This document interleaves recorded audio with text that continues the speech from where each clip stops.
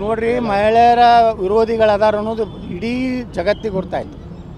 ಕಾಂಗ್ರೆಸ್ ಅಂದರೆ ಮಹಿಳಾ ವಿರೋಧಿ.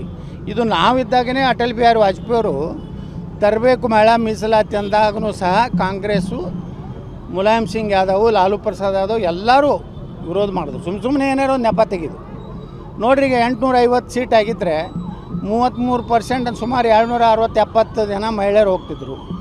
ಇವತ್ತು ಬಸವಣ್ಣವರು ಸಮಾನತೆಯನ್ನು ಸಾರಿದಂಥವ್ರು.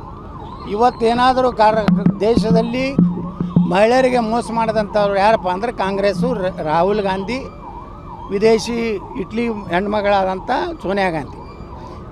ಈ ಹೆಣ್ಮಗಳಿಂದ ಈಗೇನು ನೈತಿಕತೆ ಇದೆ ಕಾಂಗ್ರೆಸ್ ಮಹಿಳಾ ಘಟಕಗಳಿಗೆ? ಮಹಿಳಾ ಲೀಡರ್ಗಳು ಏನಾದಾರ ಕಾಂಗ್ರೆಸ್ನಾಗ ಏನು ನಾಚಿಕೆ ಇದೆ ಅವ್ರಿಗೆ? ಎಲ್ಲ ರಾಜೀನಾಮೆ ಕೊಡಬೇಕಾಗಿತ್ತು ಅವ್ರಿಗೆ. ಅಷ್ಟು ಮಹಿಳೆಯರ ಒಂದು ಮಹಿಳೆಯರು ಅಂದ್ರೆ ಏನು ತಿಳ್ಕೊಂಡಾರೆ? 2,000 ರೂಪಾಯಿ ಕೊಟ್ಟರಾಯ್ತು, ಫ್ರೀ ಪಾಸ್ ಕೊಟ್ಟರಾಯ್ತು, ಅದಕ್ಕೆ ನಮ್ಗೆ ಓಟ್ ಹಾಕ್ತಾರೆ ಅನ್ನೋಂಥ ಏನು ಕಲ್ಪನೆ ಇದೆಯಲ್ಲ, ಮುಂದಿನ ವಿಧಾನಸಭೆ ಲೋಕಸಭೆದಾಗ ತಿಳಿಸ್ತಾರೆ. ಇದೇನು ನರೇಂದ್ರ ಮೋದಿಯವರು ಹಿನ್ನಡೆ ಅಲ್ಲ, ಇದು BJP ಹಿನ್ನಡೆ ಅಲ್ಲ, ಇದು ಹಿನ್ನಡೆ ಕಾಂಗ್ರೆಸ್ಸಿಗೆ. ನರೇಂದ್ರ ಮೋದಿಯವರು ಕಾಂಗ್ರೆಸ್ಸಿನ ಬಣ್ಣ ಇವತ್ತು ಬಯಲು ಮಾಡಿದ್ದಾರೆ.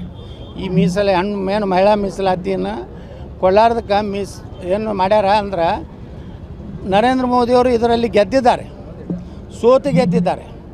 ಕಾಂಗ್ರೆಸ್ ಗೆದ್ದು ಸೋತಿದೆ, ಹಿಂಗಿದೆ.